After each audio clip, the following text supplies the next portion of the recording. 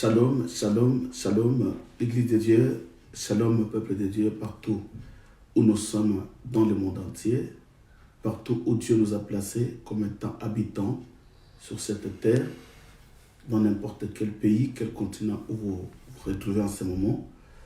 Et surtout, nous sommes en ligne, bien-aimés dans le Seigneur. C'est le temps où nous voulons vraiment avancer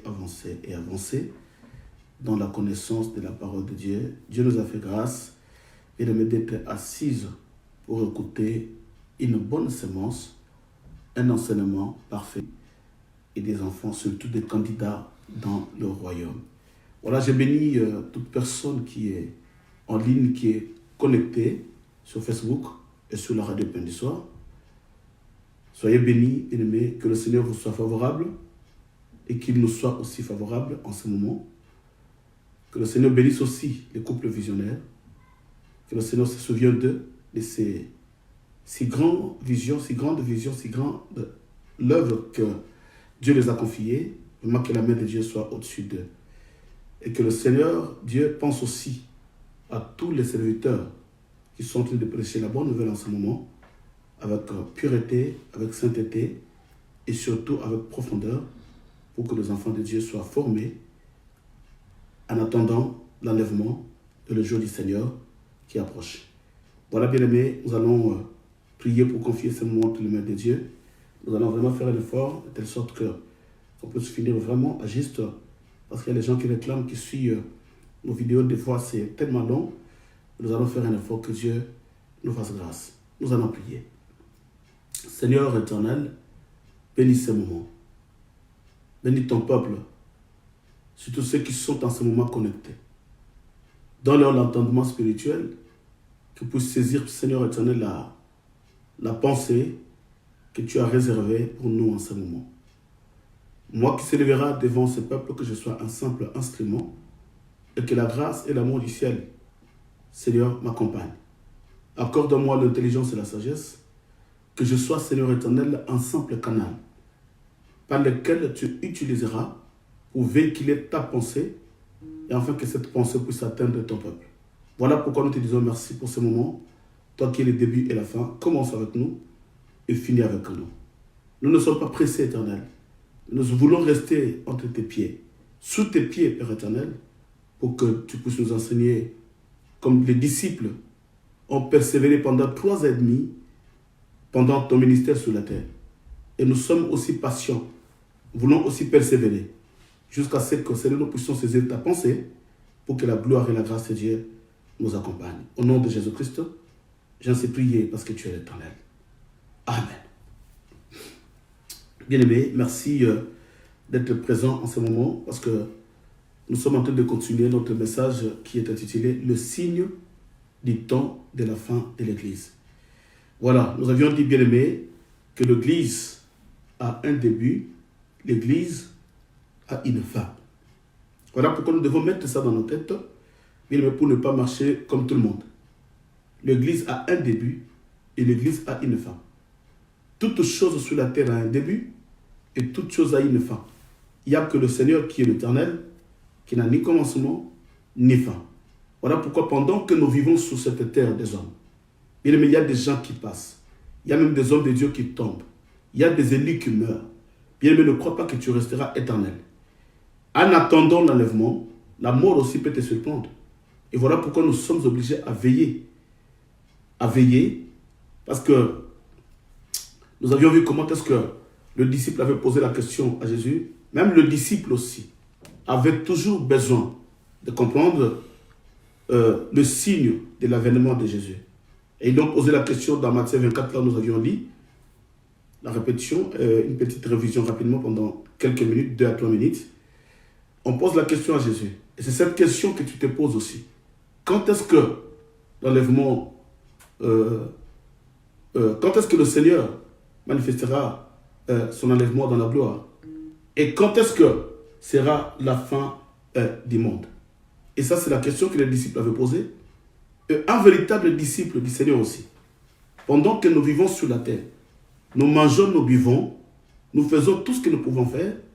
Et bien aimé, nous devons aussi avoir cette pensée qui a eu des disciples de poser la question, mais à quand, Seigneur? À quand sera ton avènement et la fin du monde? Deux questions. Et nous avions vu que quand la Bible parle de l'avènement, en dehors de la fin du monde, c'est que les disciples ont séparé l'avènement de Jésus et la fin du monde. C'est que la fin du monde, c'est autre chose. L'avènement de Jésus aussi, c'est autre chose. Nous devons prêcher l'évangile bien-aimé avec précision. C'est ça la trompette que l'Église a besoin. Une Église qui n'a pas une trompette qui est claire, bien-aimé, voilà pourquoi le peuple ne se prépare pas. Le peuple vit comme tout le monde. Et à quand viendra ton avènement et la fin du monde? C'est la question qui préoccupait les disciples. Et cette question aussi qui doit nous préoccuper. Pendant que nous mangeons, nous buvons, mais nous devons aussi nous demander, oui, je m'habille, je mange, je bois, je travaille, je grandis. Mais à quand sera l'avènement du Fils de l'homme et la fin du monde? C'est ça la question des disciples. Et nous avions vu comment est-ce que dans Matthieu 24, du premier verset au troisième verset d'ailleurs, c'est là où il y avait la question. Et au verset 4, c'est là où le Seigneur commence à répondre. Mais j'avais dit, il y a des signes qui ne nous concernent pas. Il y a des signes qui sont pour Israël. Et voilà pourquoi, en commençant au verset 4 jusqu'au verset 35, tous les signes que Jésus avait répondu, premièrement, c'était pour Israël. Et nous avions dit ceci.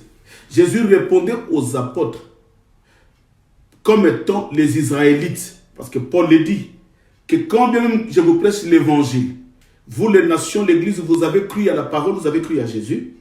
Mais sachez-le bien que moi je suis israélite dans la chair. Écoutez bien. Et pendant que Jésus commence à répondre, la première réponse de Jésus, il parlait aux disciples comme aux Israélites.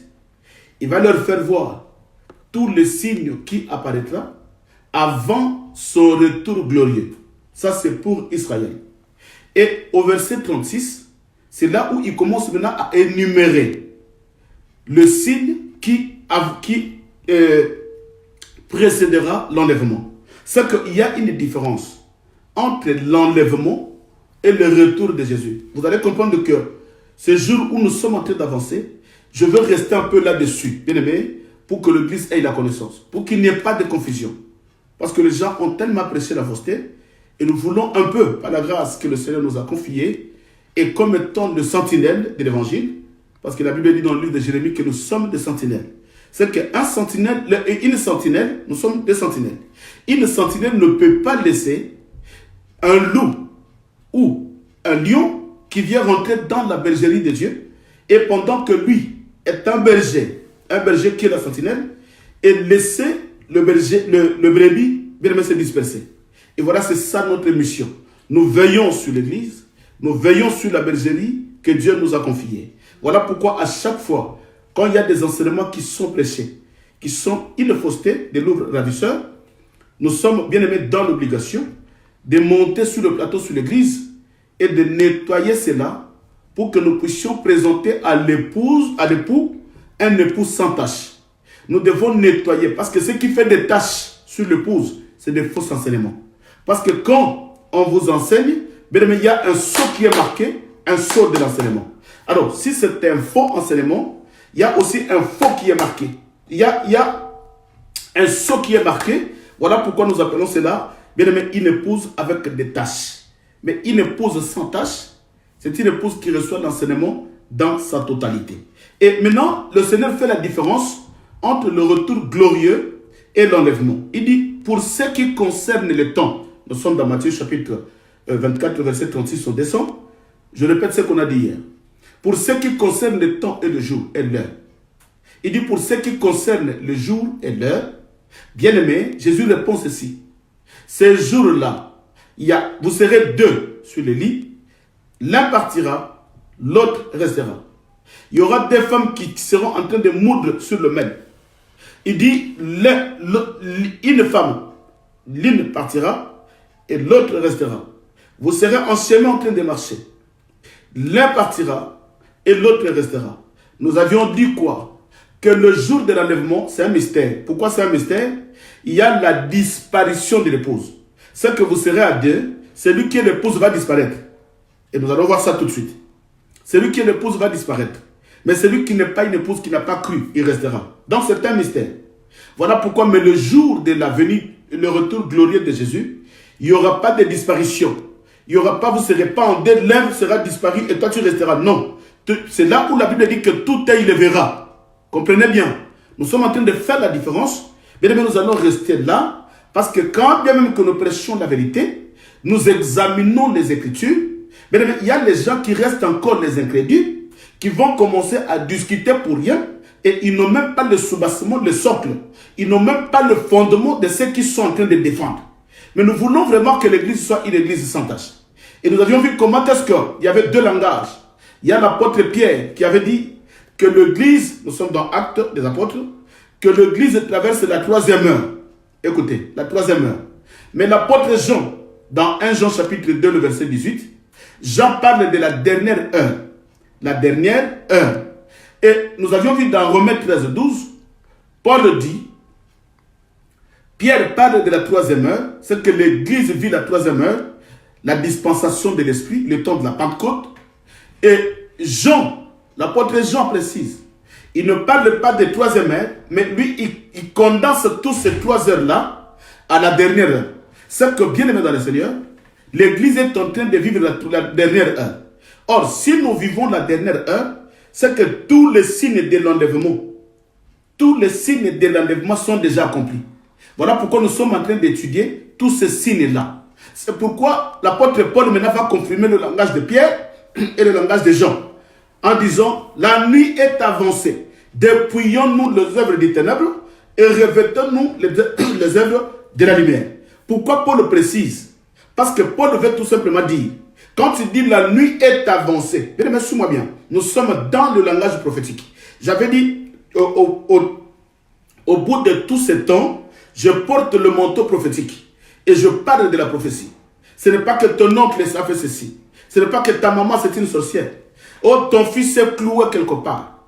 Oh, ta fille, ton mariage est enveloppé quelque part. Mais ce que nous sommes en train de dire tout simplement, c'est que l'Église, Paul précise que la nuit est avancée, c'est que nous vivons le temps de la nuit. Nous vivons le ténèbre. Bien, aujourd'hui, l'Église vit le ténèbre. Que tu le veuilles ou pas, des fois on ne t'a jamais enseigné. Que tu le veuilles ou pas, la Bible nous parle de temps des ténèbres. C'est quoi le temps des ténèbres? Et dans 1 Jean, chapitre 5, le verset 19, 1 Jean 5, 19, la Bible nous dit que le monde est sous la domination du malin. Voilà, le monde est sous la domination du malin. Or, si c'est le malin qui domine, suis-moi bien, nous sommes dans la révélation. Si c'est le malin qui domine, si c'est le péché qui domine, si c'est le diable qui domine, c'est que c'est le ténèbre qui règne. Or, le diable ne règne que dans les ténèbres. Si l'Église vivait le temps de la lumière, bien aimé, c'est Jésus qui devrait régner. Or, la Bible dit que quand Jésus reviendra, il reviendra maintenant dans son règne. C'est qu'aujourd'hui, ce n'est pas Jésus qui règne, mais c'est le diable qui règne. Nous sommes dans 1 Jean chapitre 5, le verset 19. Le monde est sous la domination du malin. Le monde est sous le règne du malin. Or, quand nous parlons du règne du malin, nous retournons au commencement. Dans Genèse chapitre 1er, le verset 2, la Bible dit ceci. Au commencement, la terre était informe et vide, et le ténèbre régnait. Voilà pourquoi aujourd'hui, bien aimé dans le Seigneur, l'Église n'a pas de forme. L'Église est devenue vide. L'Église n'a pas d'enseignement. L'Église n'a pas de forme. L'Église n'a pas d'enseignement. L'Église est vide. L'Église est devenue sans forme. Voilà pourquoi aujourd'hui l'Église est insultée partout. Parce qu'il y a le règne des ténèbres. C'est écrit dans 1 Jean chapitre 5, le verset 19. Le monde est sous la domination du malin. Le monde est sous le règne du malin. Or, pendant que l'Église est encore dans le monde, il y a le règne du diable qui règne. Il y a le règne du diable qui est au-dessus même de l'Église. Mais ce qui est très important, c'est quoi? Quand bien même que nous vivons sous le règne du diable, mais la Bible dit que ne vous conformez pas à ces gens-là. Gardez la lumière de l'enseignement que vous avez reçu. C'est que même si le monde est sous les ténèbres, même si l'Église aussi fait partie du monde, mais la Bible dit que nous ne sommes pas de ce monde. Pourquoi nous ne sommes pas de ce monde? Parce que nous détenons la portion de la lumière. Alléluia. Or, cette lumière, c'est la révélation. Nous avions vu hier, la Bible dit, le psalmiste dit, que la révélation de ta parole m'éclaire. Or, l'Église qui a une révélation, bien que nous vivons le temps du ténèbre, toutes les églises sont sous les ténèbres, mais l'Église, l'épouse de Dieu, bien qu'il vit sous les ténèbres, mais là où il est, là où l'Église est, il y a la lumière de Dieu qui jaillisse. Oui, bien-aimé dans le Seigneur. Voilà pourquoi le jour où Israël, qui est le type de l'Église, quand il traversait la mer Rouge, c'était la nuit.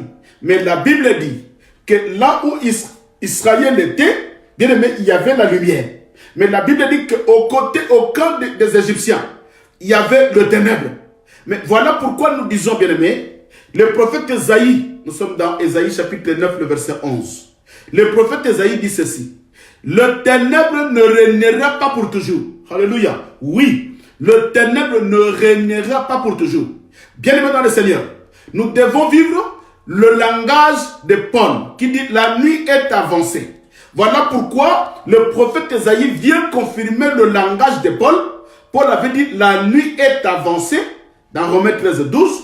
Et le prophète Ésaïe vient tout simplement confirmer la pensée de Paul en disant Paul avait raison que la nuit est avancée. Oui, moi le prophète, je vous dis par la vertu de l'esprit que le ténèbre ne régnera pas pour toujours.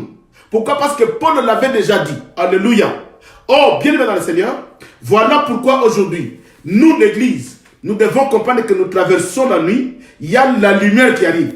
Il y a le jour qui arrive. Or, le jour qui arrive, c'est l'enlèvement. Le jour qui arrive, bien aimé, c'est l'étoile brillante du matin qui apparaîtra dans les airs. Alléluia. Alléluia. Quand l'étoile brillante du matin apparaîtra dans les airs, c'est alors que l'église sera enlevée parce que ça, c'est le jour. Voilà pourquoi Paul nous dit que le jour est avancé. Bien aimé, comme le jour est avancé, nous ne pouvons pas vivre comme tout le monde. Voilà pourquoi il ne faut pas aller dans une église par sentiment. N'allez pas dans des églises, bien aimées, par coutume, parce que c'est une église de mon oncle. Non, nous devons courir, car bientôt, il y a le jour qui arrive. Or, le jour, c'est tout simplement l'image de l'enlèvement. Bien aimé, nous devons nous préparer. Voilà pourquoi Jésus-Christ va ramener la question des disciples au temps de Noé. Il dit, au lieu de leur dire, voilà le signe qui va apparaître. Voilà ce signe qui va précéder l'enlèvement. Mais Jésus commence à leur enseigner. Il dit, si vous connaissez le temps de Noé, si vous connaissiez le temps de Lot, ce qui s'est passé au temps de Noé arrivera aussi au temps dans l'enlèvement. Or, à ce temps-là, les gens mangeaient, les gens buvaient, les gens se mariaient, ils faisaient marier leurs enfants. Et c'est ce que nous vivons aujourd'hui. Bien aimé, il n'y avait pas un signe marquant. Il n'y avait pas un signe, bien aimé, qui pouvait alerter la population. Il n'y avait pas un signe qui pouvait alerter l'humanité pour comprendre que, tiens, au travers de ce signe, c'est l'enlèvement. Non, voilà pourquoi je dis, si le coronavirus était au temps de Noé, à ce jour-là, pendant que Noé avait sonné la trompette, bien aimé, tout le monde allait se précipiter dans l'arche parce qu'il y a le coronavirus. Voilà pourquoi à ce temps-là, Dieu n'avait donné aucun signe. Mais le signe, c'était quoi? C'était la méchanceté des gens qui montaient. C'était le cœur des gens qui étaient tout le temps détournés dans le mal. Or, tout ce qui était avant le déluge, c'est ce que nous vivons aujourd'hui. Le cœur des gens est détourné tout le temps vers le mal. Bien aimé, quelqu'un peut te faire du mal gratuitement. Aujourd'hui, même l'ami que tu vis avec, celui que tu manges avec, quand tu commences à être béni, il n'est pas content. Il commence à te critiquer. Pourquoi? Parce que le cœur de l'homme est toujours tourné vers le mal. Et ça, ce sont des signes. Et il avait parlé de la méchanceté gratuite. Et il avait parlé de la violence. Aujourd'hui, nous voyons bien aimé dans ce monde, il y a la violence. Tout ça, ce sont des signes qui précèdent l'enlèvement. N'attends pas les tremblements. Les tremblements de terre n'est pas pour nous. Or, les tremblements de terre, c'est pour Israël. Nous allons étudier cela. Bien aimé, nous sommes dans des signes. Nous avons encore un mois. J'ai béni Dieu.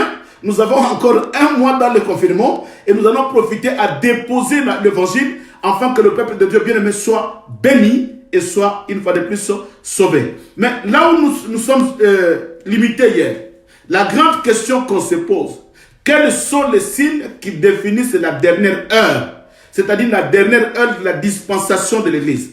Parce que l'Église traverse sa dernière heure, comme avait dit l'apôtre Jean dans 1 Jean chapitre 2, le verset 18. Nous avions déjà lu ça. Il dit, nous traversons la dernière heure. C'est que l'Église traverse la dernière heure. Maintenant, il y a des signes marquants qui prouvent que nous sommes dans la dernière heure. Bien, mais n'attends pas d'autres signes si c'est tous ces signes que je suis en train de t'enseigner. Acte chapitre 20. Là, nous commençons l'enseignement. Acte chapitre 20, le verset 28 au verset 30. Acte chapitre 20, 28 au verset 30. Nous lisons. Prenez donc garde à vous-mêmes et à tous les troupeaux sur lesquels le Saint-Esprit vous a établi évêque. Écoutez, ici, bien-aimé, Dieu ne parle pas d'abord au peuple. Il s'adresse d'abord aux serviteurs. C'est que quand nous nous levons comme serviteurs, Paul dit ceci. Pierre dit ceci. Prenez donc garde à vous-même et à tous les troupeaux sur lesquels le Saint-Esprit vous a établi évêque. C'est que Dieu nous a établi évêque pour paître l'église de Dieu.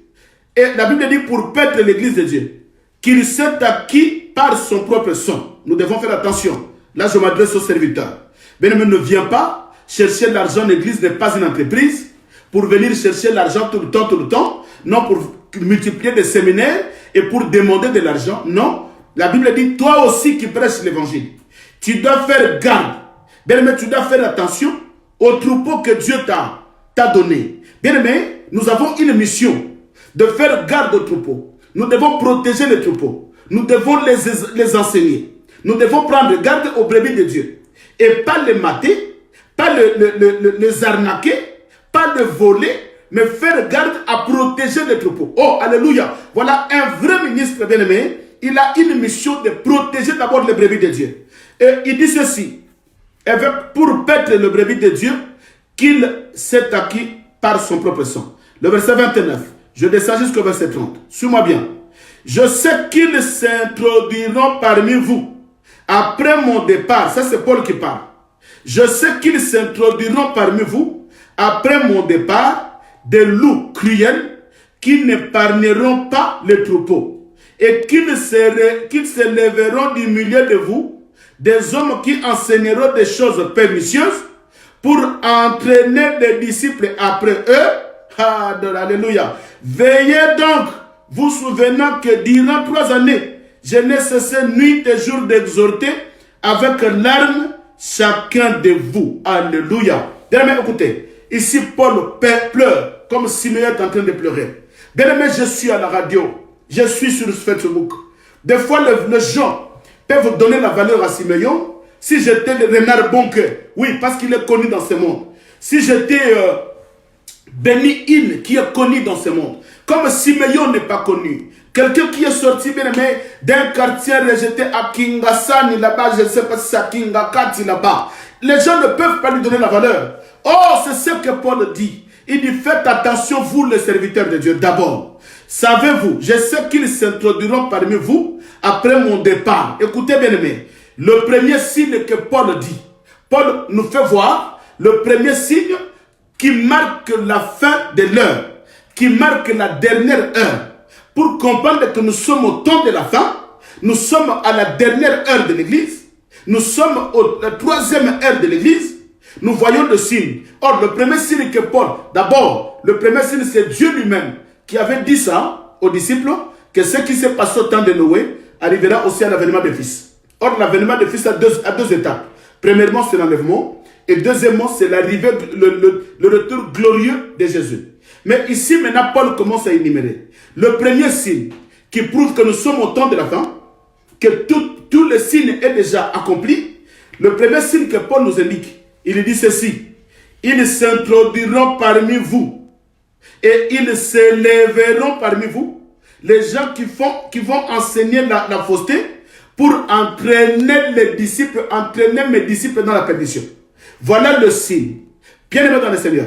Il dit d'abord, ils s'introduiront parmi vous.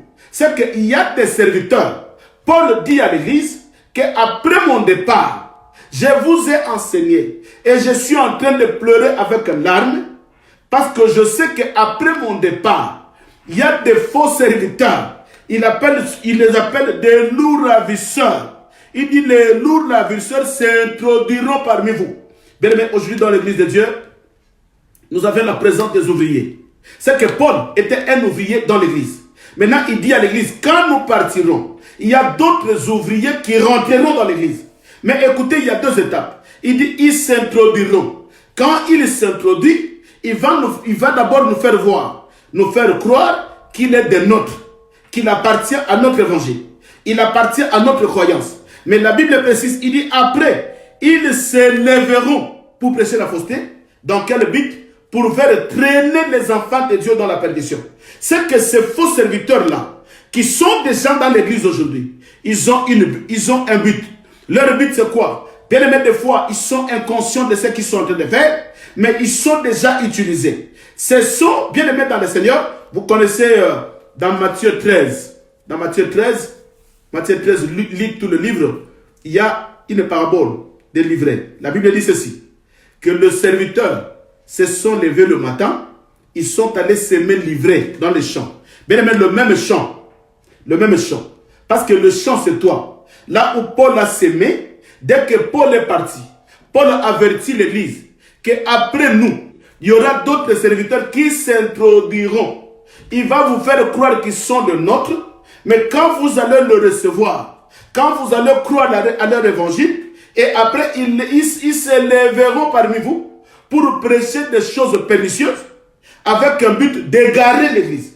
Voilà pourquoi, bien aimé dans le Seigneur, le temps où nous sommes, c'est le temps de discernement. Voilà pourquoi la Bible dit que ceux qui le lisent, ceux qui lisent l'évangile, fassent attention. C'est le temps de faire attention à l'évangile. C'est le temps de faire attention. Parce que si tu attends un signe comme le tremblement de terre, tu ne le verras pas. Parce que nous avions vu hier, la Bible dit que ce jour-là viendra comme un voleur. Quel jour viendra comme un voleur? Le jour de l'enlèvement. Ça viendra comme un voleur. Or, comme un voleur, le voleur, quand il vient, il n'avertit pas. Les voleurs n'avertissent jamais. Voilà pourquoi l'enlèvement viendra comme un voleur. Or, le voleur n'avertit pas. Voilà comme Dieu dit que l'enlèvement viendra comme un voleur. Je me pose la question, bien-aimé. Quel signe tu entends? Quel signe tu cherches? Parce que tous les signes sont déjà là. Le signe, Paul l'a déjà dit, qu'il y aura des gens qui vont s'introduire parmi vous. Et Paul précise qu'il aura déjà donné tous les conseils. On a déjà donné, il dit, je vous ai déjà donné tous les conseils. Afin que dès mon départ, que l'œil soit ouvert pour comprendre les faux serviteurs qui viendront derrière moi pour enseigner la fausseté. Voilà pourquoi, bien aimé dans le Seigneur, tout serviteur aujourd'hui, tout serviteur qui ne prêche pas la vérité, tout serviteur qui ne prêche pas l'évangile dans la sainteté, qui ne prêche pas l'évangile de la doctrine, qui ne prêche pas l'évangile du salut, c'est que quand tu vas dans une église, la prospérité, tu vas dans une église, la délivrance, tu vas dans une église, le combat, et qui ne prêche pas l'enseignement bien-aimé du royaume, c'est que ce sont des lourds ravisseurs. Maintenant, je veux que quelqu'un ouvre l'œil pour comprendre de là où tu es dans cette église-là. Quel message on te prêche? Si c'est le message du salut, bien aimé, comprends que c'est l'enseignement de Paul. Mais il dit, dès mon départ, il y a les gens qui viendront. Il y a les ouvriers qui viendront derrière moi. Alléluia. Quand les ouvriers viendront. Mais écoutez, la Bible dit ceci. Je prends la parabole dans Matthieu 13. Vous allez lire ça, c'est tellement long. La parabole d'un semeur. Le serviteur vient, il sème. Mais écoutez, il y a une chose que j'ai aimée. Quand il sème, le faux serviteur ne vient pas pour semer l'ivraie. Parce que dans le champ, ils ont semé le bleu. Mais la Bible précise, il y a une précision. Quand le bleu arrive à la maturation, quand le blé commence à donner le fruit, c'est alors que le faux serviteur vient pour semer l'ivraie. C'est que quand l'église arrive à la maturation, quand l'église commence à atteindre la maturité, c'est là où le faux serviteur se sont introduits. Pourquoi? Pourquoi ils vont s'introduire? Pour venir étouffer la sémence qui donne la maturité à l'église. Comprenez bien, aimé. L'église arrive à la maturation par l'enseignement prophétique et l'enseignement de la révélation. Maintenant, les faux serviteurs attendent que l'église commence à donner le fruit pour qu'eux puissent s'introduire avec l'ivraie pour étouffer l'enseignement qui donne le fruit, l'enseignement qui produit le bleu. Voilà pourquoi aujourd'hui, bien aimé, on reconnaît un vrai serviteur. Celui qui donne l'enseignement, qui produit le bleu. Mais celui qui ramène le livret, qui vient pour étouffer la vérité. Bien aimé, ce sont des ouvriers que Paul précise dans Actes chapitre 20. Alléluia. Oui. Il dit le Fils de l'homme. Le Fils de l'homme a semé le blé et le Fils de la perdition vient semer l'ivraie. C'est que le vrai serviteur vient semer le blé qui est la parole prophétique et cette parole qui donne la vie à l'église. Oui, alléluia. Oui, j'ai béni le Seigneur bien-aimé. Nous comprenons que, oh, alléluia, suis-moi bien, nous sommes dans la profondeur de l'évangile. J'aime les amoureux de la parole. Dis-moi un grand amen. Oui, je vous salue au nom puissant et glorieux de notre agneau immolé qui est Jésus-Christ.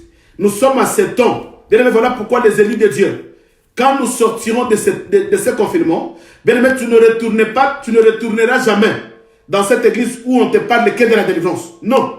Dans cette église où on te parle que du combat. Non. Dans cette église où on te parle que de la prospérité. Dans cette église où il n'y a que la prophétie. Non. Dieu a besoin de vrais ouvriers comme Paul qui donnent l'enseignement du bleu. Cet enseignement qui produit.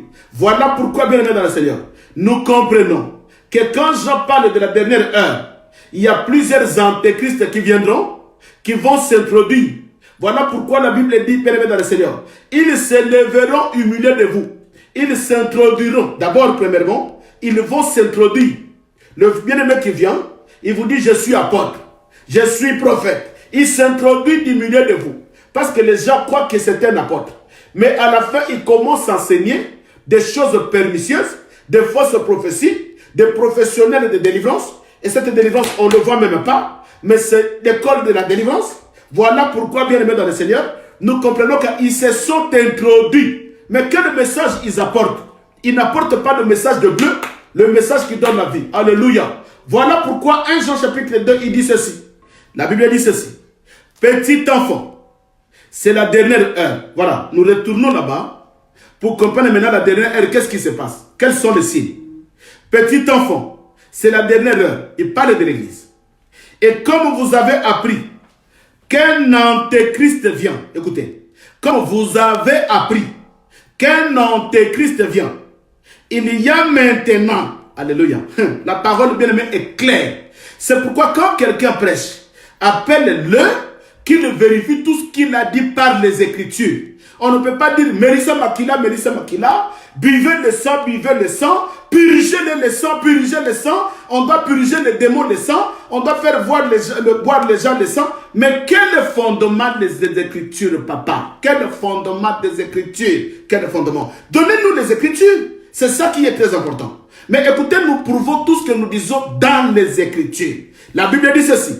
Petit enfant, c'est la dernière heure.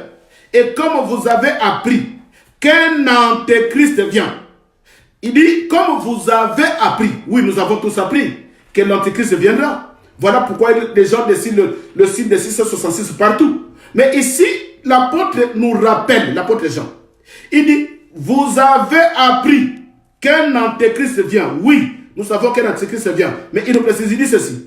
Il y a maintenant, déjà parmi vous, plusieurs antéchrists. Par là, nous connaissons que c'est la dernière heure. Alléluia. Par là, nous connaissons que c'est la dernière heure parce qu'il y a déjà plusieurs antéchrists parmi nous. Vous allez comprendre que l'antéchrist qu'on a dit c'est au masculin. Le grand antéchrist c'est au masculin. Mais des petits antéchrists c'est au pluriel. Or, le petit antéchrist, ce sont tout simplement le serviteur du grand antéchrist qu'on avait appris qu'il viendra. C'est qu'il a déjà envoyé ses ouvriers qui sont des petits antéchrists. Et sous tous ces antéchrists-là, nous fait prouver que par là, nous connaissons que nous vivons déjà la dernière heure. Alléluia. Oh, c'est qui les antéchrists? Nous allons vivre cela. Le verset 19 dit ceci. Ils sont sortis du milieu de nous, mais ils n'étaient pas les nôtres. Alléluia. Car ils les avaient été de nôtres. Car s'ils avaient été de nôtres, ils seraient demeurés avec nous. Ils seraient demeurés dans notre doctrine. Mais cela est arrivé afin qu'il soit manifesté que tous ne sont pas des nôtres. Alléluia. Bien aimé. Comment nous devons prêcher? Je ne sais pas quelle dimension de l'incrédulité les gens ont. Pour croire à cet évangile, il faut que je sois béni. Il faut que je sois Renard Bonke. Il faut que je sois qui, je ne sais pas. Je suis un simple envoyé. Mais j'ai le mandat de Dieu. Alléluia. Il dit, bien-aimé, par de petits antéchrists qui sont déjà dans l'église. Ces petits antéchrists-là, ce sont les ouvriers qui se sont introduits dans l'église. Il dit, par ces antéchrists-là, nous comprenons que l'église est dans la dernière heure. Ils sont sortis de nous.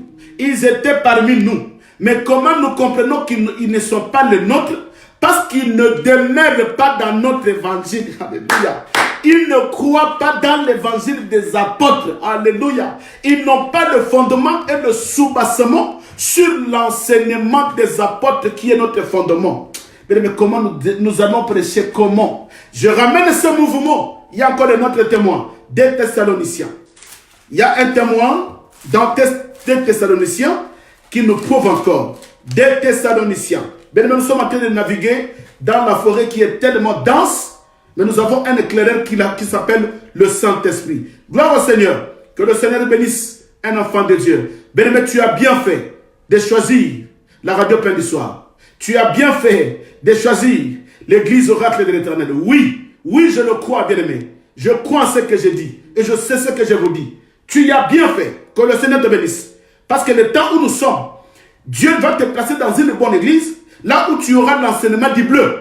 Bien-aimé, qui va te préparer pour le royaume. La délivrance ne te préparera pas au royaume. Les démons des hôtels de famille ne te préparera pas au royaume. Nous allons étudier. Je suis là tout doucement et nous allons prouver ça par les Écritures. Parce que moi, j'aime prouver par les Écritures. Parce que les Écritures parlent. Ce n'est pas moi qui parle. Mais les Écritures parlent. 2 Thessaloniciens chapitre 2, le verset 7 au verset 10. Suis-moi bien, bien-aimé. Je commence au verset 7. La Bible dit ceci. Car le mystère de l'iniquité agit déjà. Voilà. C'est que l'antéchrist, c'est un mystère. Au moment où nous sommes, l'antéchrist agit comme un mystère. Il n'est pas reconnu. Or, tout ce qui est mystère, c'est ce qui est caché. Mais maintenant, c'est à nous, l'Église, d'avoir le discernement, d'avoir l'œil ouvert pour comprendre que ça, c'est un mystère. Ça, ce n'est pas un serviteur de Dieu. Ça, c'est un lourd ravisseur. Mais si tu n'as pas le discernement, parce qu'aujourd'hui, l'antéchrist a déjà envoyé plusieurs petits antéchrists sur l'église, dans l'église. Ils sont déjà dans l'église. Ils sont déjà en train d'œuvrer. Mais comment ils fonctionnent? Ils fonctionnent comme un mystère. Voilà pourquoi on appelle ça le mystère de l'iniquité. Bien aimé, il est caché, mais en réalité, il est l'iniquité. Mais il se voit comme étant un ministre de Dieu. Or, c'est un ministre de l'iniquité parce que c'est un antéchrist caché dans un mystère. Mais qui a l'œil de voir? Voilà pourquoi. Alléluia. Oh, je bénis le Seigneur. Parce qu'en ce moment, bien aimé, Paul l'avait averti. Et en ce moment, il y a le serviteur de Dieu, Paul, qui continue à avertir. Il dit ceci. Car le mystère de l'iniquité agit déjà. Il faut seulement que celui qui le retient encore ait disparu. Bien aimé, écoutez. Il dit le mystère de l'iniquité agit déjà. Il agit déjà. Mais pour que l'antichrist vienne, il faut que celui qui le retient disparaisse. Qui retient l'antichrist? C'est le Saint-Esprit qui est dans l'église. Nous vivons avec le Saint-Esprit dans l'église. C'est pourquoi j'ai dit à l'église, arrêtez d'invoquer le Saint-Esprit. Parce que le Saint-Esprit habite en nous. Mais c'est celui-là qui retient l'antéchrist pour ne pas venir. Mais le jour où nous serons enlevés, c'est le Saint-Esprit qui nous prendra sur ses ailes, qui va nous ramener vers l'époux dans les airs. Maintenant, ce Saint-Esprit-là, qui est en train de retenir l'antéchrist. Pourquoi? Parce que nous vivons la troisième heure. Il faut que l'épouse soit bien préparée pour que l'épouse soit enlevée. Maintenant, la Bible précise que l'antéchrist a envoyé déjà ses serviteurs qui sont en train d'agir dans un mystère. Ils sont en train d'agir dans l'église, mais dans un mystère de l'iniquité. Mais la Bible dit, avant que l'antéchrist vienne, il faut que celui qui le retient ait disparu. Mais celui qui le retient, c'est qui? C'est le Saint-Esprit. Or, le jour où le Saint-Esprit va disparaître, il va disparaître ensemble avec l'église. Il sera enlevé ensemble avec l'église. C'est alors quand l'église et le Saint-Esprit montera, c'est alors que l'antéchrist viendra. Là maintenant, celui qui restera, c'est là où commencera le saut de 666. l'église est déjà épargnée. Voilà pourquoi, bien aimé dans le Seigneur, je veux dire à l'église une chose. Ne croyez pas à tout ce que les gens disent. L'église bien-aimée ne sera pas marquée de sceau de 666 pendant que nous vivons sur la terre. Non. Il faut que l'église soit d'abord enlevée. Voilà pourquoi. Oh, il y a la loi que Obama avait signée. Ils vont mettre tout le monde de puce. Ça, c'est la marque de 666. L'Organisation mondiale va nous vacciner pour qu'il nous donne la marque de 666. Non, bien-aimés dans le Seigneur, ne croyez pas à ça. La marque de 666 viendra quand c'est lui qui le retient. Bien-aimé, même si l'Organisation mondiale se lève pour essayer de mettre le cachet de sceau de 666, il y a le Saint-Esprit qui va le retenir. La Bible dit qu'il faut que celui qui le retient ait disparu. Alléluia. Pendant que celui qui le retient est encore là, ils n'oseront jamais. Toi qui es comme une église, tu ne seras pas marqué de sceau de 666. Ceux qui seront marqués, bien aimé, c'est le fils de la perdition. C'est un peuple qui sont perdus, qui ne croient pas à la révélation du Fils de l'homme dans l'enseignement du bleu. Qui peut acclamer le Seigneur? Oui, j'aime les gens qui acclament le Seigneur, qui acclament la parole. Bien aimé, acclamez la parole. Alléluia. Alléluia. Écoutez, je recommence. Nous allons descendre jusqu'au verset 10. Car le mystère de l'iniquité agit déjà. Il faut seulement que celui qui le retient encore ait disparu. Et alors paraîtra l'impie, que le Seigneur Jésus détruira par le souffle de sa bouche et qu'il écrasera par éclat de son avènement. Écoutez, il faut que celui qui le retient ait disparu. C'est alors paraîtra l'Antéchrist qui viendra avec sa marque de 666. Aujourd'hui, la marque de 666 n'existe pas. N'existe pas. Je dis cela par rapport aux Écritures.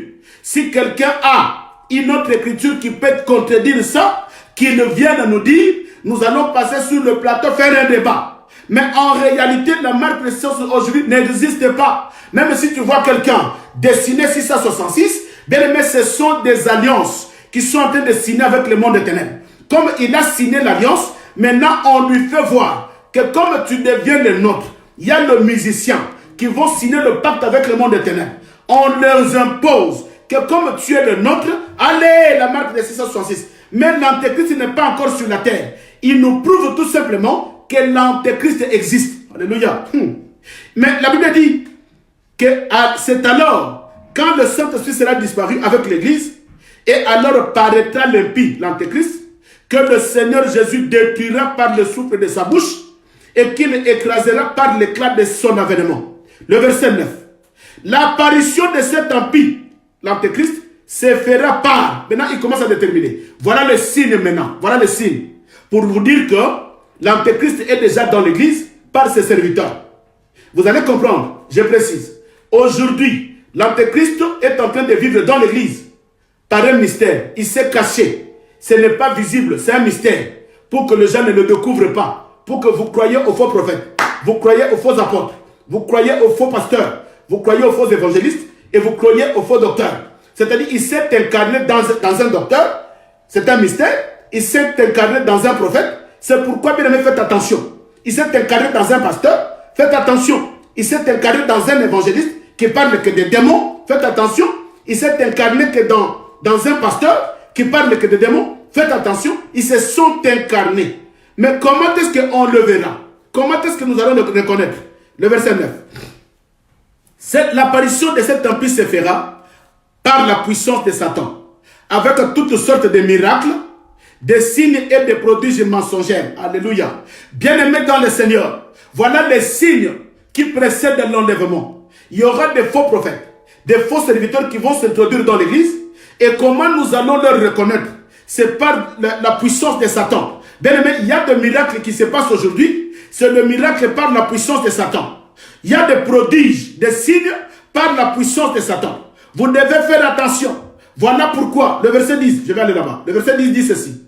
Et avec toutes les séductions de l'iniquité, pour ceux qui persistent, parce qu'ils n'ont pas reçu l'amour de la vérité pour être sauvés. Ah, Maman Tote Yandengel papa. Comment nous devons prêcher?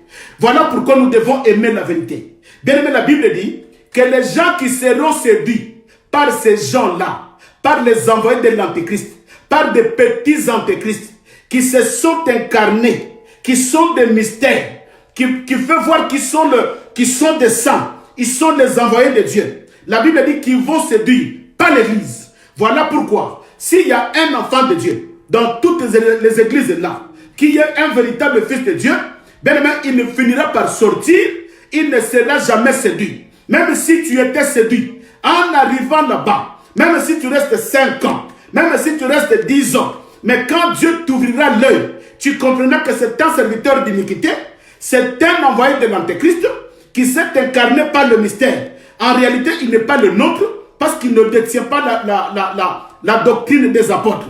Et tout ce qu'il est en train de faire, il dit il sera reconnu par la puissance de Satan. C'est qu'il va faire le miracle par la puissance de Satan, le signe des prodiges par la puissance de Satan. Mais il va séduire qui? Il va séduire tous ces gens-là qui sont aujourd'hui l'ennemi de la vérité. Alléluia.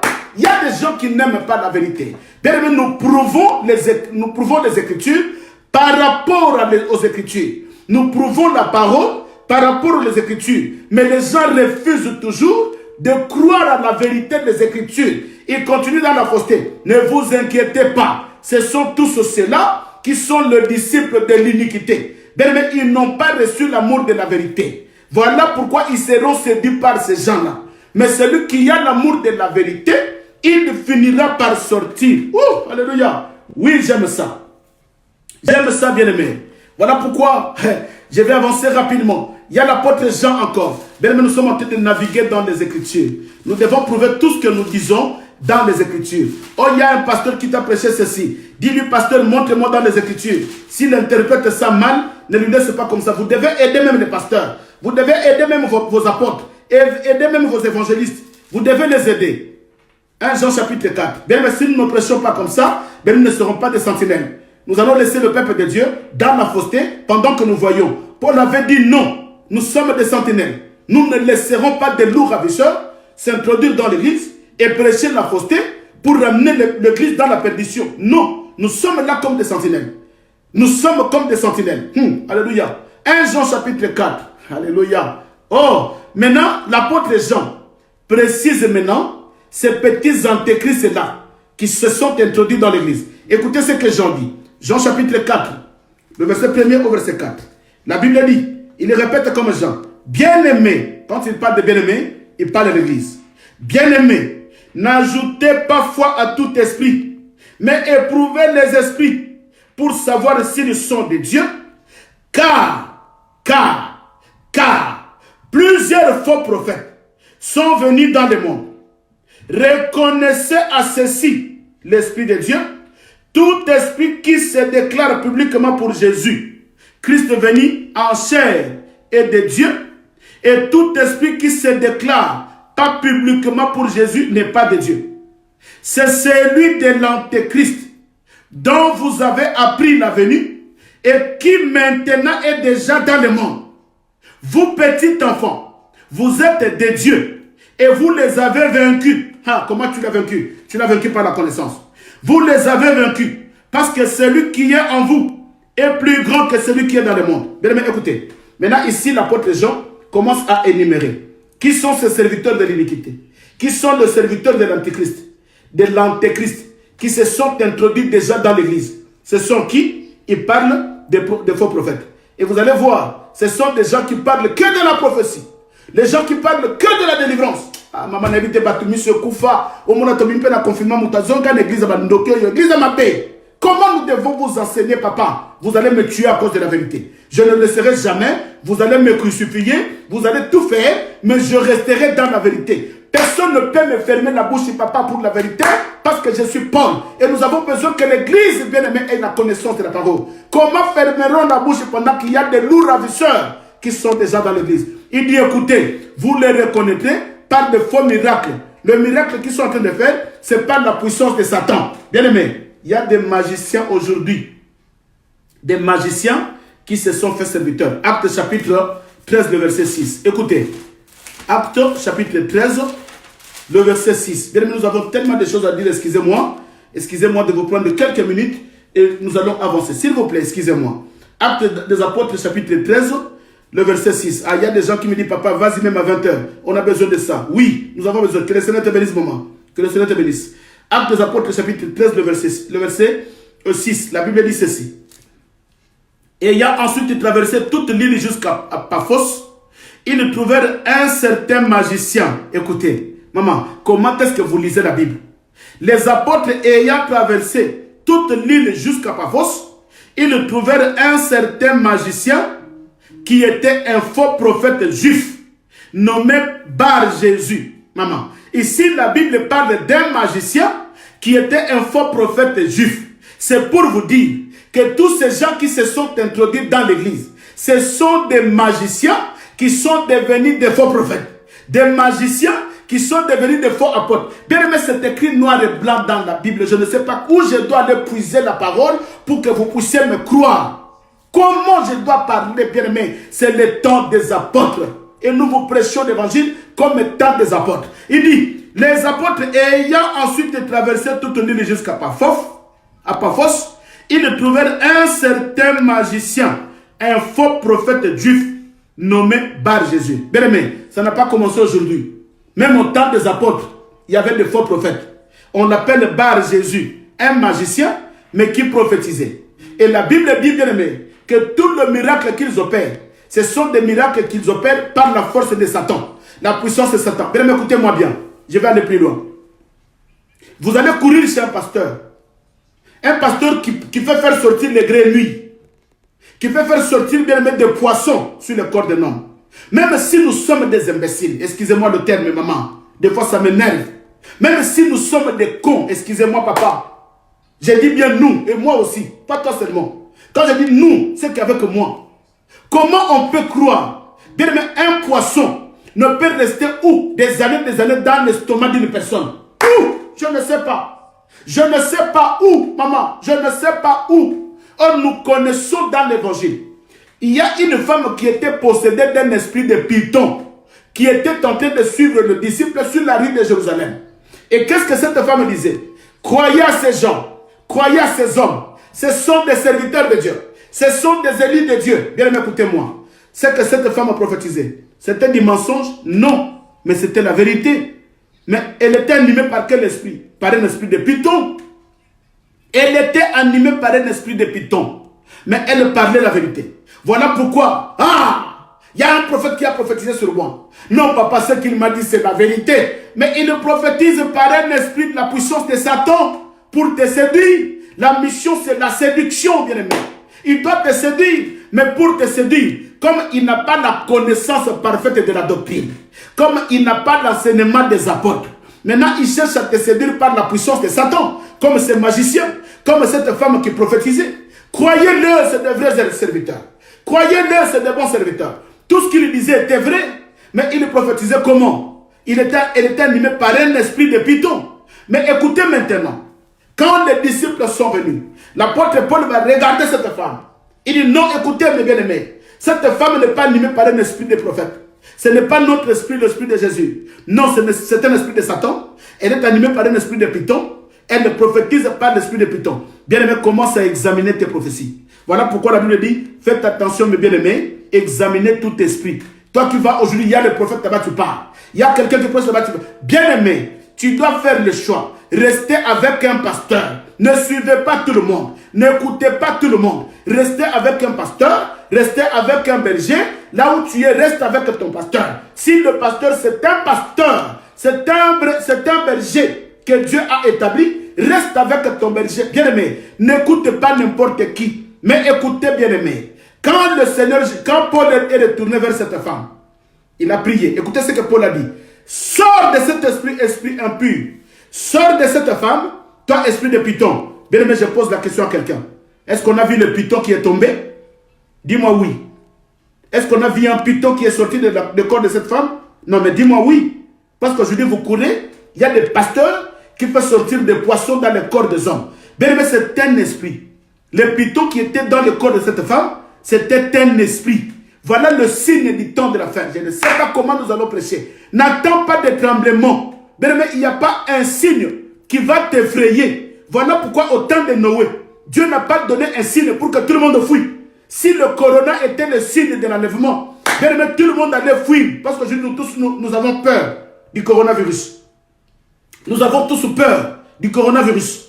Voilà pourquoi, avant l'enlèvement, il n'y avait aucun signe marquant qui pouvait effrayer les gens pour avoir peur. Non, les gens buvaient, les gens mangeaient. Aujourd'hui, pendant qu'il y a des faux prophètes, l'apôtre Paul nous dit qu'il y a des faux prophètes. Bien aimé, vous allez le reconnaître. Par là, nous reconnaissons que nous sommes au temps de la fin. Par là, nous reconnaissons que l'Église traverse la dernière heure. Bien aimé, comment nous allons prêcher? Comment? Alléluia. Écoutez, 2 Jean. Ah, j'aime cet apôtre Jean. 2 Jean chapitre 1er, le verset 6 au verset 11. Écoutez, je commence au verset 6. Il dit ceci. Et l'amour consiste à marcher selon ses commandements. C'est là les commandements dans lesquels vous devrez marcher comme vous l'avez appris dès le commencement. Le verset 7. Car il dit, retenez l'amour de l'enseignement que vous avez reçu et c'est comme ça que vous devrez marcher. Pourquoi il dit cela? Pourquoi l'apôtre Jean nous dit, maman, vous devez garder, papa, vous devez garder l'enseignement que vous avez reçu et marcher selon cet enseignement que vous avez reçu. Pourquoi il vous avertit? Le verset 7. Maintenant, il nous dit pourquoi il nous avertit. Il dit, car plusieurs séducteurs sont entrés dans le monde. Il parle de l'Église. Car plusieurs séducteurs sont entrés dans le monde et ne déclarent pas publiquement que Jésus-Christ est venu en chair. Celui qui était, c'est le séducteur et l'antéchrist. Prenez garde à vous-même, afin que vous ne perdiez pas le fruit de votre travail, mais que vous receviez une pleine récompense. Quiconque va plus loin et ne demeure pas dans la doctrine de Jésus-Christ n'a point Dieu. Celui qui demeure dans cette doctrine a le Père. Bien aimé, la doctrine de Jésus, ce n'est pas le combat. La doctrine de Jésus, ce n'est pas l'école de la délivrance. La doctrine de Jésus, ce n'est pas l'église de la prospérité. La doctrine de Jésus, ce n'est pas être doué en prophétie. Mais la doctrine de Jésus, c'est la saine doctrine, l'enseignement du royaume. Alléluia. Le verset 10. Si quelqu'un vient à vous et n'apporte pas cette doctrine, ne le recevez pas dans votre maison et ne lui dites pas salut. Car celui qui lui dit salut participe à ses mauvaises œuvres. Alléluia. Comment nous devons prêcher? Les gens n'ont pas des oreilles. Celui qui vient vers vous, s'il ne vous apporte pas la doctrine des apôtres, ne le recevez pas, ne le saluez même pas. Mais toi, quand tu vois notre pasteur, quand il prie, il a l'onction. Non, la prière. Bien aimé, le ministère, ce n'est pas la prière. Mais le ministère, c'est l'enseignement. La prière accompagne l'enseignement. Oh, là-bas, mais nous sommes doués dans la prière. Le ministère, ce n'est pas la prière. Mais le ministère, c'est d'abord l'enseignement. Écoutez ce que Matthieu dit. J'aime ça. Matthieu chapitre 7. Je tends vers la fin. Bien aimé, je vais mettre un point quelque part. Et nous allons continuer demain. Nous sommes toujours là. Ne fouillez pas. Nous sommes toujours là. Matthieu chapitre 7, le verset 15 au verset 16. Écoutez ce que la Bible dit. Le verset 15. Gardez-vous des faux prophètes. Ils viennent à vous en vêtements de brebis. Mais au-dedans d'eux, ce sont des loups ravisseurs. Vous ne les connaîtrez à leurs fruits. Cueille-t-on des raisins sur des épines ou des figues sur des charbons? Alléluia. Bien aimé, comment nous allons prêcher? Voilà pourquoi cet enseignement, bien aimé, est venu au bon moment, pendant que tu es à la maison, pour saisir la pensée divine de Dieu. Il dit, gardez-vous, il y a des faux prophètes qui viennent à vous, mais en vêtements de brebis. Voilà. Ici, l'apôtre Matthieu est tout simplement en train de confirmer ce que Paul avait dit dans Thessaloniciens. Il dit, il vient en vêtements de brebis pour que vous puissiez le recevoir comme étant des brebis. Mais au-dedans de ces deux loups, ils savent leur mission. Ben, ne croyez-moi, ces gens-là, ils savent leur mission. Des faux prophètes, ils savent leur mission.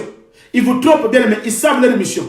Mais il dit, nous le reconnaîtrons par leurs fruits. Voilà pourquoi, bien aimé dans le Seigneur, vous verrez qu'aujourd'hui, l'Église a du mal. Là, je vais commencer à parachuter. Vous verrez qu'aujourd'hui, l'Église a du mal à discerner le faux qui agit déjà au milieu de nous dans l'Église. C'est pourquoi vous allez voir, là où il y a le faux, il y a une foule énorme. Mais là où il y a la vérité, les gens viennent y fouiller. Là où il y a la vérité, les gens viennent y fouiller. Parce que lui, il n'est pas venu pour la vérité. Mais il n'est pas venu pour le royaume. Mais il est venu pour le mariage. Pendant qu'il est resté longtemps et qu'il n'a pas pu voir le mariage, il a fouillé. Il est venu pour les enfants. Pendant qu'il est resté longtemps, il n'a pas pu voir le mariage, il a fouillé. Il va aller chercher là où il y a des prophètes. Bien aimé, faites attention. La prophétie.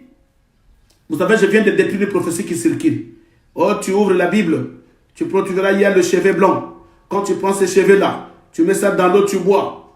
C'est ça le médicament, le remède pour le corona. Maman, quelle fausseté. Quelle fausseté. Qui vous a dit ça? Ça, ce n'est pas une prophétie qui tient debout.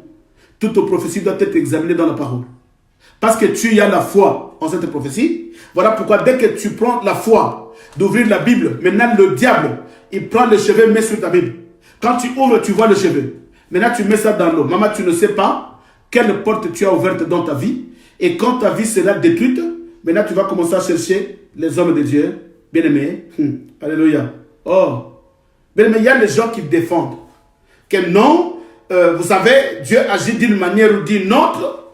Parce que tu n'as pas cette grâce-là de miracle. Bien-aimé, le miracle, il ne faut pas que le python sorte dans le corps de l'homme. Le miracle, ce n'est pas le poisson qui sortira du corps de l'homme. Quand déjà il y a quelqu'un qui commence à défendre ça, c'est que lui aussi est dans la fausseté. Il est dans la fausseté. Bien-aimé dans le Seigneur. Alléluia. Oh, j'aime ça. Nous arrivons aujourd'hui, bien-aimé, dans Apocalypse chapitre 2, le verset 2. C'est quoi l'Apocalypse 2? Là, la Bible nous parle de cette église d'Asie. Il y a la quai qui travaille. Ah, j'aime ça. Je vais clôturer par là. Parce que demain, nous allons commencer sur le douleur de l'enfantement. Parce qu'avant que l'église soit enlevée, nous allons lire ça. Il a les douleurs de l'enfantement parce qu'il doit accoucher de l'enlèvement. Vous allez comprendre comment est-ce que le Seigneur est en train de comparer l'enlèvement comme étant une femme qui a les douleurs de l'enfantement. Pourquoi je veux prendre tout ça? Ce sont les signes que Dieu nous a laissés. C'est le Seigneur lui-même qui parle, ce n'est pas moi. Voilà pourquoi j'ai pris Noé, parce que le Seigneur a parlé de Noé. Ce qui arrivera au temps de Noé, arrivera aussi à l'avènement des fils de l'homme. J'ai pris Lot, parce que le Seigneur nous a renvoyé chez Lot. Il dit ce qui arrivera au temps de Lot, arrivera aussi à l'avènement des fils de l'homme. Et demain, nous allons prendre aussi le douleur de l'enfantement de la femme. Ce n'est pas moi, c'est le Seigneur qui nous a encore ramenés dans la douleur de l'enfantement, parce qu'il savait. Le Seigneur savait qu'il y aura des confusions sur l'enlèvement. C'est pourquoi il nous donne les images de l'enlèvement. D'abord l'image dans Noé, l'image dans l'autre. Maintenant, demain, nous allons voir l'image dans la femme qui a le douleur de l'enfantement. Mais je veux lire une écriture. Et nous allons nous limiter là, parce que demain, nous allons commencer quelque chose de très fort encore. Apocalypse chapitre 2, le verset 2. Écoutez ce que la Bible dit. Je connais tes œuvres, ton travail et ta persévérance. Je sais que tu ne peux supporter le méchant, que tu as éprouvé, ceux qui se disent apôtres et qui ne le sont pas, et que tu les as, alléluia, et que tu les as trouvés menteurs. Là, il parle à l'église. Bien aimé, il y a des églises aujourd'hui qui vivent dans les apparences. Et c'est pourquoi Dieu dit, je connais tes œuvres, je connais ta persévérance, je connais. Mais il y avait déjà des faux apôtres dans ces églises-là. Éprouvés qui ne disent les apôtres, mais qui ne le sont pas. Il y a de ceux-là qui se disaient apôtres, mais qui ne le sont pas. C'est qu'ils se sont déguisés. Dans cette méchanceté, l'église les a éprouvés et a compris qu'ils n'étaient pas les nôtres. Voilà la mission de l'église aujourd'hui. Bien aimé, nous devons les prouver qu'ils ne sont pas les nôtres. Nous devons, bien aimé, approuver ces gens-là qui ne sont pas les nôtres.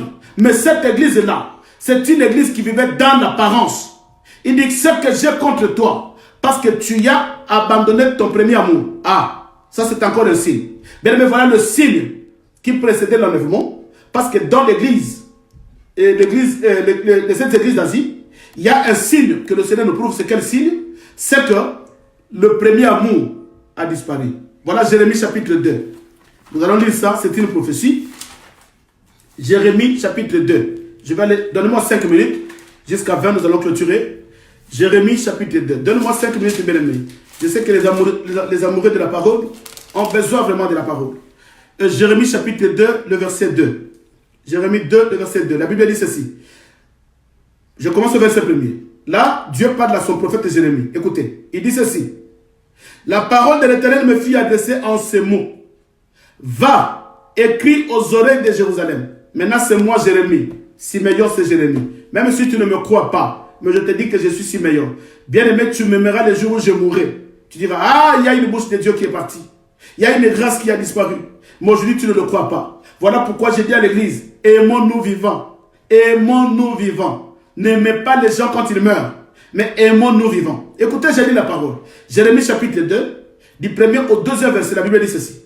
La parole de l'Éternel me fut adressée en ces mots.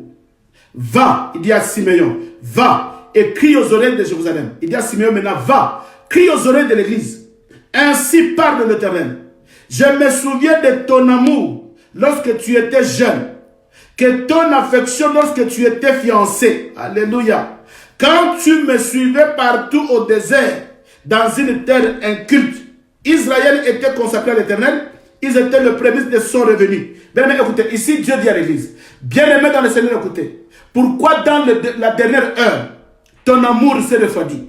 Pourquoi dans la dernière heure, tu as perdu ton amour? Pourquoi? Parce qu'il y a des faux prophètes qui se sont introduits. Et maintenant, Dieu pleure. Il dit, toi qui me suivais partout. Et la Bible parle du désert. C'est qu'il dit à l'église, une église épouse. C'est une église qui suit Dieu dans le désert. Le désert, c'est quoi? C'est le royaume. C'est que tu ne cherches pas ce qui produit sur la terre, mais tu cherches ce qui produit dans le royaume. Maintenant, l'église d'aujourd'hui est devenue aveugle. Il ne suit pas Dieu dans le désert. Or, l'enseignement des apôtres, c'était un enseignement qui est prêché dans le désert. Voilà pourquoi Jean-Baptiste avait compris que je ne peux pas prêcher dans la ville. Jean-Baptiste est allé prêcher dans le désert parce que c'était l'évangile éternel. Qu'est-ce que Jean-Baptiste prêchait? Croyez quand le royaume de Dieu est proche. C'est un évangile du désert. Mais les gens ne veulent pas l'évangile du désert. Ils veulent l'évangile qui produit. Je vais aller chercher la délivrance parce que j'ai besoin des enfants. Il veut produire. Je vais aller chercher la délivrance parce que j'ai besoin de mariage. Il veut produire. Je vais aller chercher la délivrance parce que j'ai besoin de finances. Il veut l'évangile qui produit. Alléluia. Non. Notre évangile, c'est un évangile qui est prêché dans le désert. Voilà pourquoi Jean-Baptiste devrait aller prêcher dans le désert. Bien aimé, voilà pourquoi l'apôtre Paul vient. Qu'est-ce qu'il dit? Qu'est-ce que l'apôtre Paul dit? L'apôtre Paul, j'aime cet apôtre. L'apôtre Paul dit ceci dans Galates. Écoutez ce que l'apôtre Paul dit, bien aimé. Galates chapitre 5, le verset 7. Il dit ceci. Mets ton nom. Siméon, mets ton nom. Il dit Siméon. Il dit, tu courais bien. Qui t'a arrêté pour t'empêcher à obéir et à croire dans la vérité? Qui t'a empêché? Maman, toi qui aimais la parole, qui t'a empêché de croire dans la vérité pour aller chercher partout? Qui t'a empêché de ne plus chercher la vérité? L'enseignement, quand tu grandissais, tu étais un jeune qui aimait la parole. Tu étais une femme qui aimait l'enseignement. Mais qui t'a arrêté? C'est des faux prophètes. Pendant qu'il y a des faux prophètes qui se sont introduits dans les champs de Dieu. Bien aimé, aujourd'hui, les faux prophètes sont là. Voilà pourquoi je dis, l'évangile que nous prêchons, bien aimé, c'est un évangile de Jean-Baptiste dans le désert. Alléluia. Ceux qui vivent dans le désert n'ont pas les vêtements précieux. Voilà pourquoi. Il dit, il y a tellement des écritures qui me viennent en idée. Bien aimé, mais nous sommes déjà au bout. C'est déjà 20. Vous allez m'excuser, que le Seigneur vous bénisse. Qu'il vous bénisse. J'ai tellement de choses à dire. Mais nous allons continuer demain parce que nous resterons là et nous sommes là. Que le Seigneur vous bénisse. Qu'il bénisse encore tous les enfants de Dieu qui étaient avec nous. Bien aimé, j'allais continuer, mais j'ai tellement de choses à dire. Nous allons continuer ça demain. On n'est pas pressé. Que le Seigneur bénisse tous les auditeurs de la radio Pain du Soir. Vraiment, je vous salue. Partout dans le monde là où vous êtes. Je sais que ce sont des enseignements qui vous instruisent, qui vous construisent, qui vous restaurent pour que votre vie chrétienne soit restaurée et que le jour de l'enlèvement, que nous soyons des candidats. Maman, tu peux avoir le mariage dans ton église de délivrance là. Tu peux avoir le mariage, mais où tu seras avec le mariage? La Bible dit que tu partiras. L'un partira, l'autre restera. À ce moment-là, nous ne sommes pas des mariés. Nous allons parler sur l'enlèvement. Vous allez voir l'importance de l'enseignement qui nous ramène dans l'enlèvement. Que le Seigneur vous bénisse. Qu'il bénisse aussi tous les serviteurs de Dieu qui nous prêchent la bonne nouvelle. Qu'il bénisse les couples visionnaires. Qu'il bénisse aussi son serviteur Siméon que je suis. Et en particulier, que Dieu bénisse tous les enfants de l'église oracle de l'Éternel à Paris, les amoureux de la parole. Et tous les enfants de l'église oracle de l'Éternel à Londres, les amoureux de la parole. et Oracle de l'Éternel Luanda en Angola, et toute la communauté de l'Oracle de l'Éternel de 22 églises à Kinshasa, que la main de Dieu et que la grâce de Dieu vous soit favorable. Je vais prier pour vous. Éternel Dieu, bénis ton peuple. Dans ce moment, nous avons besoin de toi. Dispose leur cœur, dispose leurs âmes et dispose leurs esprits afin d'écouter la bonne nouvelle, cette bonne nouvelle du salut, la bonne nouvelle du royaume. Bénis ceux qui sont malades, accompagne-les, protège-les dans des hôpitaux et ceux qui sont à la maison. Que la main de Dieu les accompagne éternel, afin que la protection de Dieu soit leur partage. Voilà pourquoi je prie à cet instant. La Bible dit que l'ange de l'Éternel campe autour de ceux qui craignent Dieu et les arrache au danger. Tous ceux qui sont dans des hôpitaux, que la main de Dieu, que les anges de Dieu les entourent et qui les arrachent à tout danger qui pourra se présenter. Oui, éternel Dieu, je le crois, parce que tu es digne et tu es capable de le faire. Dans le nom puissant et glorieux, je te confie, Seigneur, la continuité de ces messages entre tes mains. Donne-nous encore la connaissance et la vision, la prophétie, la révélation de déposer à ton peuple, que ce peuple soit nourri efficacement afin qu'il devienne des enfants qui ont besoin de la nourriture solide. Je le crois. Au nom de Jésus-Christ, j'en sais prier parce que tu es l'Éternel. Amen. Bien aimés, voilà, tous ces gens qui nous suivent sur Facebook, je vous invite aussi à télécharger la radio Pain du Soir. Mais il y a des gens qui me demandent notre page Facebook. Bien aimé, c'est à mon nom, ce n'est pas privé. Parce qu'il y a des gens qui me disent que, papa, le Facebook, ton nom c'est privé. Non, ce n'est pas privé. C'était pour l'église, mais c'était à mon nom. Et c'est le même Facebook qu'on a transformé à une page. Mais sur la page, c'est Oracle de l'Éternel.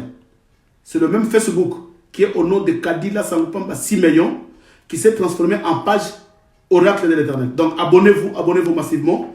Dis à vos bien-aimés qui sont de loin, dans tout le pays, qu'ils s'abonnent, parce que nous allons vraiment décoller dans les enseignements prophétiques, afin que le peuple de Dieu soit béni. Et nous allons nous revoir